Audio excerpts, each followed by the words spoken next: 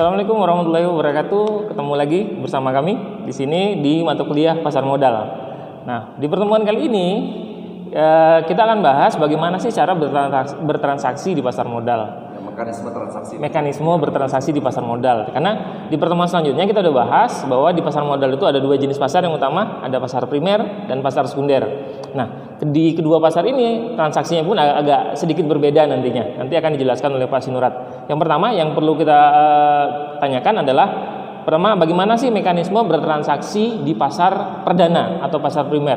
Silakan Pak Nurat, kira-kira bagaimana transaksi kalau kita ingin transaksi di pasar perdana? Oke Pak Didi, jadi secara umum kan memang kita harus paham dulu seperti dari materi sebelumnya itu tentang bagaimana apa yang kita persiapkan untuk bertransaksi di pasar modal Indonesia atau bursa efek, ya kan? Jadi seperti yang sudah kita jelaskan sebelum Pak Didi, kan ada dua pasar pada umumnya, pasar primer atau pasar perdana dan pasar sekunder. Jadi sebelum bertransaksi memang nanti akan ada di topik pembahasan yang lain Pak Didi. Artinya memang si investor itu harus memang memahami dulu tentang pasar modal itu, ya kan? Tapi nanti di topik selanjutnya itu, di sini kita khusus dulu membahas bagaimana agar seseorang itu bisa bertransaksi untuk di pasar perdana, pasar primer, sama di pasar sekunder.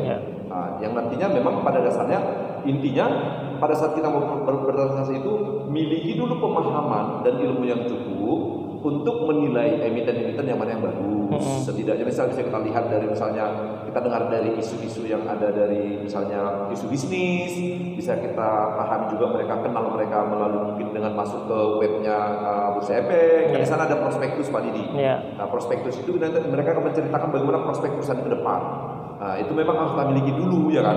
Jangan nanti kita udah tahu bagaimana masuk ke pasar perdana, pasar sekunder, tapi kita blank, gak ada ilmu. Ya, basalnya itu Pak Didi. Lenyap semuanya. Ya, jadi kita harus cari tahu dulu ya Pak ya, tentang perusahaan yang jadi target kita, mana perusahaan yang berpotensi. Masalahnya kan gini Pak Didi, di pasar modal itu sampai sekarang masih ada pengklasteran saham-saham itu. Makanya ada saham yang disebut dengan saham gorengan, ada yang disebut dengan saham-saham blue chip, LQ45 ya Pak ya. LQ45. Jadi kita itu secara pertama itu kan harus setidaknya dapat dulu ilmu tentang itu sekilas, walaupun tidak terlalu mendalam.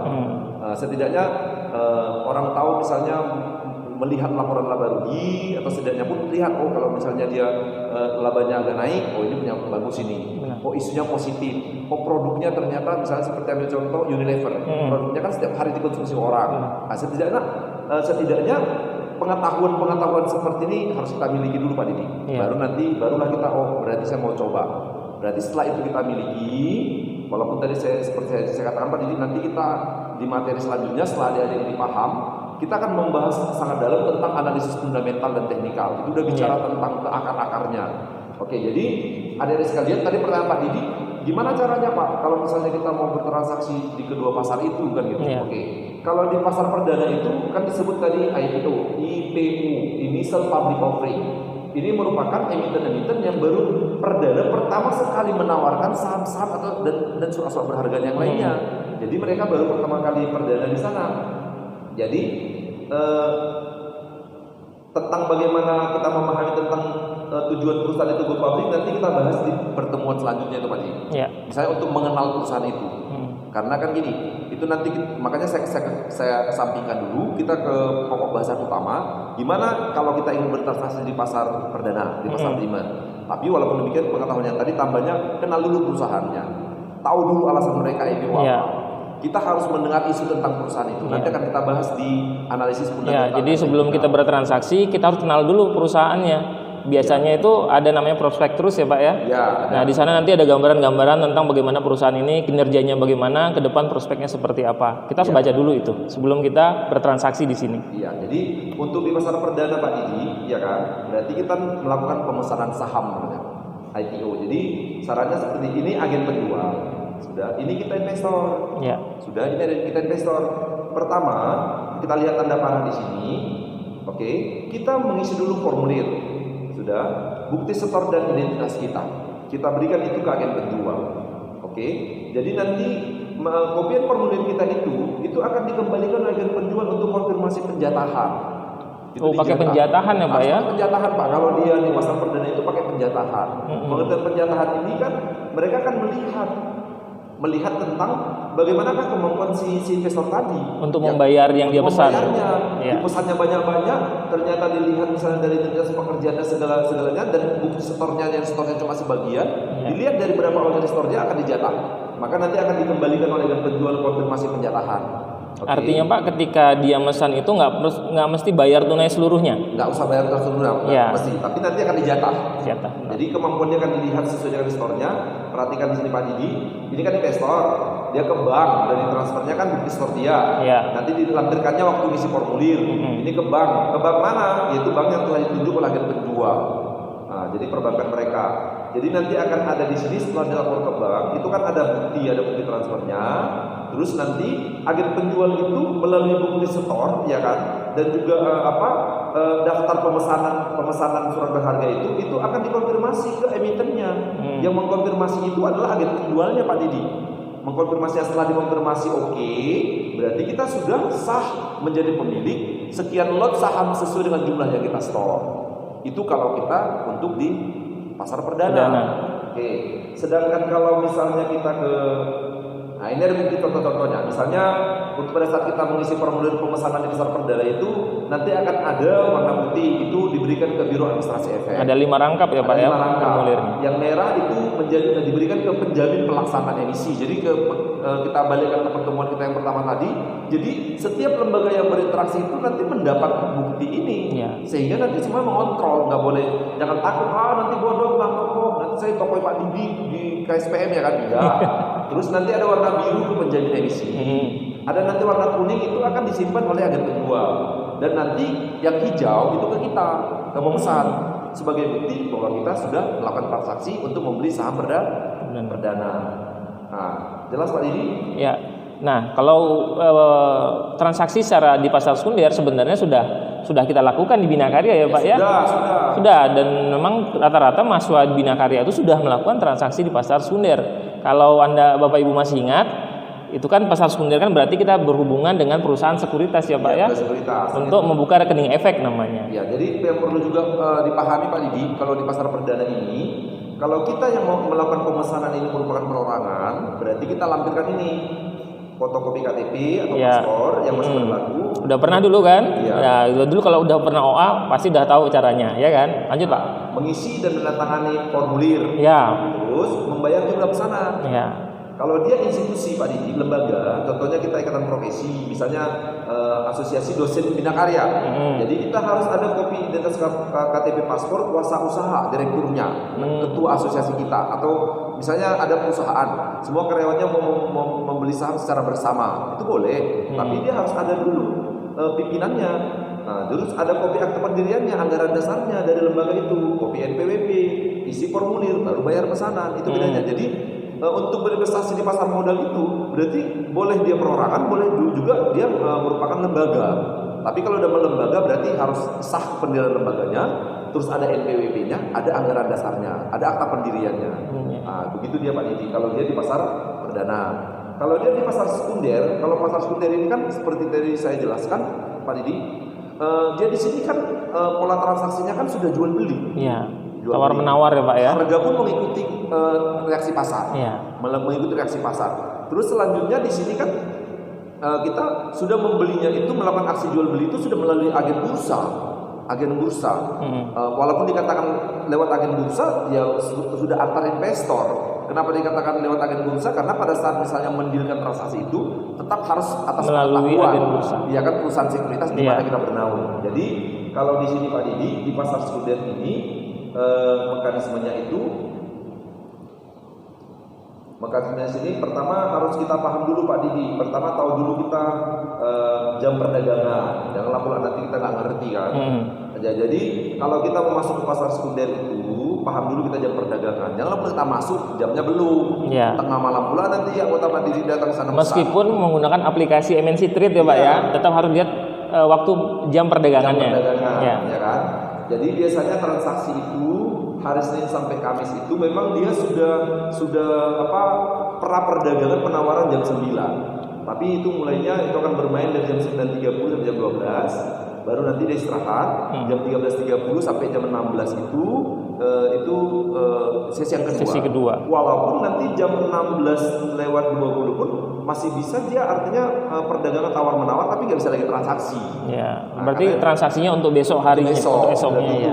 Ya, sedangkan untuk hari Jumat sama jam 9 sampai jam 11.30 sesi pertama, sesi kedua dia jam 14 sampai jam 16 Pak Didi. Nah, itu pertama kita paham dulu tentang jamnya. Sudah. Kalau misalnya dia masalah transaksinya Pak Didi, bentar, karena kemarin ada materinya saya buat di sini. Oke, sekarang begini Pak Didi, kita harus paham juga yang kedua. Di pasar sekunder itu kan ada namanya pasar reguler. Pasar reguler itu perdagangan terjadi tawar-menawar dan lelang. Oke, dan sifatnya berkesinambungan atau namanya continuous auction. Ini yang umum kita gunakan itu Pak ya, reguler. Reguler dia. Ya. Jadi penyelesaian transaksinya kalau dulu kan dia T+3, sekarang yang terbaru T+2. Ya. Artinya di pasar reguler ini kalau kita transaksi misalnya hari Senin, paling lambat dia hari Rabu paling dia, kalau T+2 kan. Ya. Hari Rabu dia harus sudah transaksi deal, harus sudah tuntas. Ya. Tuntasnya itu nanti akan dibuktikan dengan, yaitu bukti daripada sudah tuntasnya dari KPI sama dari KSEI. Itu mereka akan membuktikan bahwa itu sudah tuntas. Artinya efeknya sudah diserah terimakan, uangnya pun sudah. Iya masuk. benar.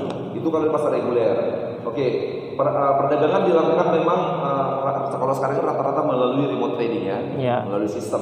Dulu perdagangan dalam satuan lot dia, lot dia, ya kalau yang dulu 500 ini materi ini, yang kemarin saya buat terbaru ini sudah 100 lembar per lot. Oke, jadi kalau dia di pasar reguler ini ya kan, kalau beli Senin setidaknya Rabu harus bayar. Ya, kalau ini yang dulu yang T+3 ya Pak ya. T+3. Sekarang udah T+2. T+2. Jadi jual hari Rabu, berarti kalau dulu misalnya hari Senin dibayar itu kan hari Jumat. Iya. Terus selanjutnya ada pasar negosiasi Pak Didi. Pasar negosiasi ini perdagangan berdasarkan tawar menawar langsung secara individual. Kenapa dia harus secara individual? Karena di pasar negosiasi ini kan biasanya orang bisa melakukan jual beli saham nggak penuh satu lot. Jadi harus dia bernegosiasi dulu. Berapa lembar yang harus dia mau lepas. Nah, jadi penyelesaian transaksi dilakukan berdasarkan kesepakatan kedua belah pihak. Nah, karena apa? Karena jumlah lotnya nggak terpenuhi. Terus perdagangan outlot, ya kan? Outlot itu berarti nggak mesti satu lot. Nah, jadi nggak mesti harus, kalau sekarang terbaru kan dulu 500. Iya, sekarang 100. Nggak mesti 100. Nah, tapi dia waktu misalnya deal kan itu tetap juga atas izin perusahaan sekuritas di mana kita terdaftar. Oke, jadi perdagangan tutup sendiri atau namanya merit deal, yaitu perdagangan dilakukan oleh satu anggota bursa yang sama bertindak sebagai penjual dan pembeli. Jadi itu dia artinya mengambil keputusan itu, tapi tetap wajib lapor ke perusahaan sekuritas di mana dia terdaftar agar mereka bisa memfollow up, karena di perusahaan sekuritas itu kan Pak Didi mereka tetap membuat rekapitulasi yang namanya portofolio tentang kepemilikan, mana saham yang masih dimiliki, mana saham yang sudah dilepas. Itu harus masuk ke sistem.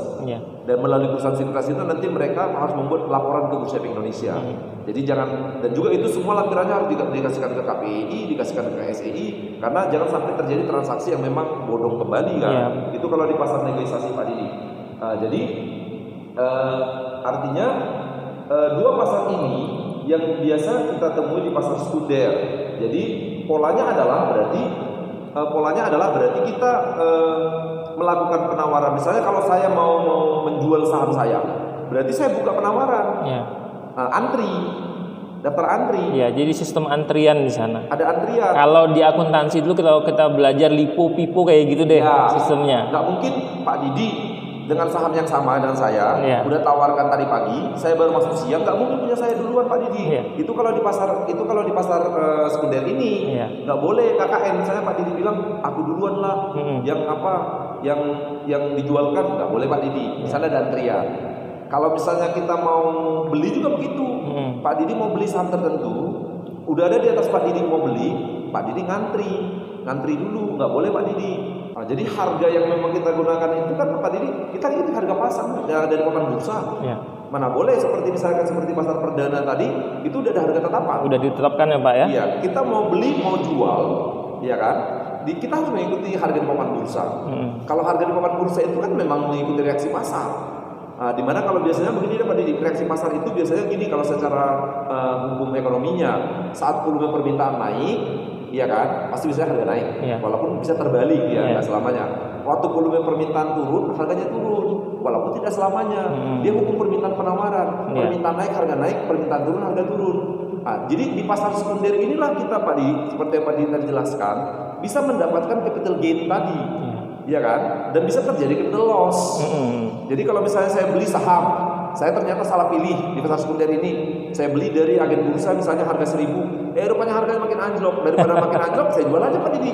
Saya siap untuk melakukan capital loss. Iya, benar. Iya kan?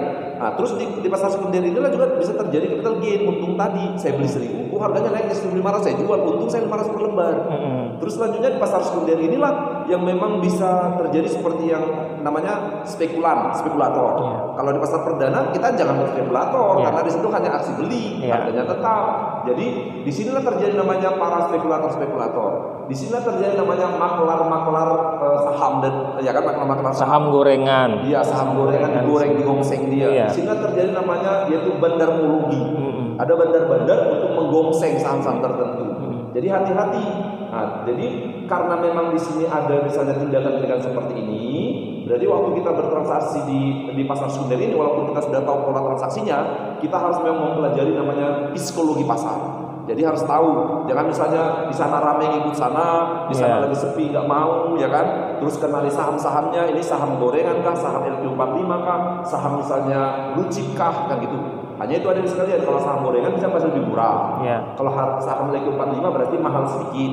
Karena pengertian saham LQ45 itu saham-saham yang memang dia berada pada posisi 145 pada jam dan hari transaksi pada hari tertentu. Itu berubah-berubah namanya Pak Didi, daftarnya. Sedangkan saham-saham blue chip itu memang saham-saham yang memang sudah dianggap memiliki kredibilitas keuangan yang baik, sehingga ini biasanya harga sahamnya agak mahal. Dan misalnya kalau kita untuk membelinya pun jarang orang melepasnya, ada-ada saja, tapi tidak frekuensinya sebanyak saham gorengan sama saham LQ45. Nah itu dia Pak Didi. Begitulah pola transaksi pada saat misalnya itu akan terjadi transaksi di pasar sekunder. Nah itu Pak Didi. Jadi Pak, sering kali pertanyaan di pasar sekunder itu sering kali terjadi sering kali dibentuk sentimen positif dan negatif. Harga di pasar sekunder sering kali dibentuk oleh sentimen negatif dan positif. Apa itu Pak? Kan begini Pak Didi. Nanti memang akan kita bahas nanti lebih rinci di analisis teknikal ya. Jadi memang ini sekilas dulu ada sekalian. Karena kita bicara tentang yaitu pola transaksi dan tata cara transaksi di pasar sekunder. Di sana kan sering terbentuk namanya yaitu sentimen positif sama sentimen negatif. Kalau pengertian sentimen itu artinya berarti terjadi fluktuasi harga yang terkadang di luar prediksi kita. Ya kan? Kalau dikatakan sentimen positif itu adanya suatu misalnya saham-saham tertentu yang memang artinya kita tadinya secara pertimbangan lain ternyata tidak seharusnya dia itu misalnya harganya naik seperti itu, tapi naik. Ini biasanya ada grup-grup tertentu yang membentuknya. Makanya itu disebut sentimen positif. Sehingga orang jadi positif, sehingga harganya naik, maka orang misalnya terkadang ramai membeli ke sana. Istilahnya followernya banyak ya Pak. Iya, jadi dia terpola ke sana. Itu namanya adanya pembentukan satu pola pembentukan persepsi investor terhadap kelompok-kelompok saham tertentu itu disebut dengan sentimen positif. Sedangkan sentimen negatif adanya beberapa saham tertentu yang memang ini bisa saja begini Pak Didi. Mungkin saja terjadi sentimen ini mungkin karena pola reaksi pasar bisa terjadi. Tapi lebih sering memang dikondisikan oleh beberapa pihak.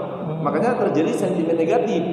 Jadi sentimen negatif itu adanya suatu pola, artinya orang melakukan rush atau tarik diri dari saham tertentu sehingga harganya makin anjlok. Terjadi sentimen negatif, sehingga orang lepaslah sahamku daripada nanti makin turun, terakhirnya dia makin anjlok. Makanya terjadi sentimen negatif. Ini patternnya itu biasanya itu tidak berkelanjutan. Kalau positif rata-rata continuous dia. Tapi kalau misalnya dia negatif, biasanya dia tidak dia reversal modelnya sentimen negatifnya. Itu biasanya Pak Didi. Seperti waktu kemarin ya Pak ya, saya ingat waktu awal-awal Covid di mana bursa kita jatuh luar biasa. Berdarah-darah sampai disuspend beberapa perusahaan, kemudian perdagangan sampai dihentikan karena harga saham itu jatuhnya luar biasa. Itu sentimen negatif ya Pak ya. Sentimen negatif. Jadi itu bukan, dia tidak menggunakan analisis fundamental namanya Pak ya. Bisa lagi. Kenapa? Karena memang udah psikologi pasar. Iya, udah pasar udah panik. Udah panik karena corona. pasar panik, semua melepas sahamnya, sehingga harga saham jatuh. Itu biasanya kalau sentimen negatif seperti itu ya Pak ya. Nanti kalau dari mahasiswa ingin tahu tentang misalnya sentimen positif negatif itu, nanti bisa membaca tentang teori market psychology, psikologi pasar. Adanya suatu keadaan pasar yang terkadang itu yang di luar daripada misalnya kajian secara ilmiah atau secara teori, tetapi bereaksi. Maka terjadi sentimen positif negatif. Itu dia Pak Didi. Ya. Coba selanjutnya tadi kita udah bahas Pak produk-produk investasi di pasar modal. Nah, jenis-jenis investasinya apa saja ya Pak ya yang ada di pasar modal? Yang jenis investasi yang ada di pasar modal. Ya. Kan gini, tadi kan sudah seperti dijelaskan Pak Didi, pada dasarnya itu kan hanya ada dua produk utama ya, obligasi dan saham. Tetapi ada nanti saham itu ada turun-turunannya. Jadi selain kita berinvestasi di obligasi dan saham, ada di pasar modal itu yang disebut dengan yaitu sebuah lembaga yang memang melakukan pengelolaan dana nasabah. Itu namanya apa Pak? Reksadana. Reksadana. Jadi di sana juga di bursa efek kita bisa melalui reksadana. Sebenarnya banyak produk-produk lain di Indonesia juga belum terlalu dikembangkan, tapi sudah ada. Ada nanti REITs. REITs itu real estate. Yaitu kita membeli surat berharga tentang kepemilikan properti, di mana nantinya kita itu memperoleh returnnya itu atau keuntungan itu melalui nilai aset bersih. Nilai aset bersih itu nanti misalnya saya membeli, saya ulangi biar nanti lebih tertata. Yang pertama tadi yaitu produk utama saham dan obligasi, bisa kita beli ini berinvestasi. Yang kedua kita masuk reksadana. Kalau di reksadana ini kita menitipkan dana kita pada sebuah lembaga namanya reksadana, di mana di reksadana ini ada seorang manajer investasi. Jadi manajer investasi nanti Pak Didi yang nanti melakukan pengelolaan terhadap dana kita, di mana nanti di reksadana ini ada nanti reksadana saham, ada reksadana obligasi, ada reksadana campuran. Nah, jadi di reksadana ini artinya itu akan ditempatkan oleh seorang manajer investasi. Jadi kita tidak seperti beli saham dan obligasi tadi. Kita yang menentukan Pak ya. Iya, ikuti terus perkembangannya apa enggak. Jadi kita percayakan dengan manajer investasi. Di reksadana ini ada seorang manajer investasi, dialah melakukan pengelolaan terhadap dana nasabah. Jadi nantinya kita akan mendapat laporan dari dia. Berapa keuntungan yang kita dapatkan. Untuk reksadana juga dia pakai menggunakan nilai aset bersih Pak Didi. Bagaimana perkembangan nilai aset bersih perusahaan yang menggunakan dana tadi, baik dalam bentuk obligasi maupun saham maupun campuran. Jadi kita mendapatkan nanti laporan dari manajer investasi tentang perkembangan dana yang kita titipkan. Terus yang ketiga itulah REITs tadi. REITs itu real estate investment. Itu berarti kita membeli surat berharga untuk kepemilikan properti, di mana nanti dalam properti ini berarti kita istilahnya kita jadi pemilik daripada properti itu, aset itu. Seperti ambil contoh rumah sakit Siloam yang ada di Sumatera Utara atau Carrefour. Carrefour itu adalah merupakan aset di Kota Medan yang memang dimiliki melalui REITs. Di mana kalau REITs ini kan lebih banyak dikembangkan di Singapura. Saya udah pernah ke sana langsung melihat komunitas mereka, langsung ke Singapore Stock Exchange. Jadi pada saat saya membeli REITs ini, berarti nanti dari nilai aset bersihnya, jadi pertama berapa nilai kontrak sewanya, terus berapa biaya-biaya untuk pengelolaan, itu. Baru sisanya itulah akan dibagikan per lembar REITs yang kita miliki. Terus ada produk-produk apa lagi Pak Dia? REITs dengan EBA itu beda Pak ya? Oh, ada lagi EBA, entitas beragun aset. Nah, ada entitas beragun aset. Kalau antara REITs dan EBA ini perbedaannya begini. Kalau EBA itu, jadi nanti ada sejenis seperti surat hutang lah yang diterbitkan oleh lembaga untuk mengestablish, membuat sebuah aset, di mana nanti mereka akan membayarkan yaitu hasil dari pengelolaan aset itu, namanya EBA, entitas beragun aset. Nah, ini juga merupakan salah satu komoditas pasar modal. Jadi hanya memang nggak terlalu berkembang ya. Kenapa? Karena dia bisa kita katakan frekuensi atau misalnya velocity of transaction-nya itu lambat Pak Didi. Sehingga kurang menarik ya Pak ya? Iya, kurang menarik. Yang memang sangat menarik itu tadi yang pada umumnya banyak dilaksanakan di bursa Indonesia, saham, obligasi, reksadana. Walaupun EBA itu ada. Jadi banyak lembaga-lembaga, salah satunya pernah kita kan Pak Didi ke Institut Agama Islam Negeri Bengkulu. Itu merupakan salah satu lembaga yang menggunakan EBA, entitas beragun aset. Nah, misalnya seperti saya katakan tadi, kalau REITs itu Carrefour, rumah sakit Siloam, di mana-mana pun dia berada seluruh penjuru Nusantara, di seluruh dunia. Rumah sakit Siloam itu merupakan salah satu aset yang didirikan menggunakan real estate investment, REITs. Nah, itu dia Pak Didi. Nah, kemudian Pak ada lagi tuh namanya suku ya Pak ya? Ada suku. Nah, apa bedanya suku dengan obligasi ya Pak? Begini ya Pak Didi. Sebenarnya antara suku dan obligasi itu kan sebenarnya kalau wujudnya sukuk itu juga pengakuan hutang. Hanya kalau dia sukuk itu kan di pasar modal syariah. Dasar konsep yang diikutinya adalah mudarabah. Mudarabah itu berarti sebagai hasil.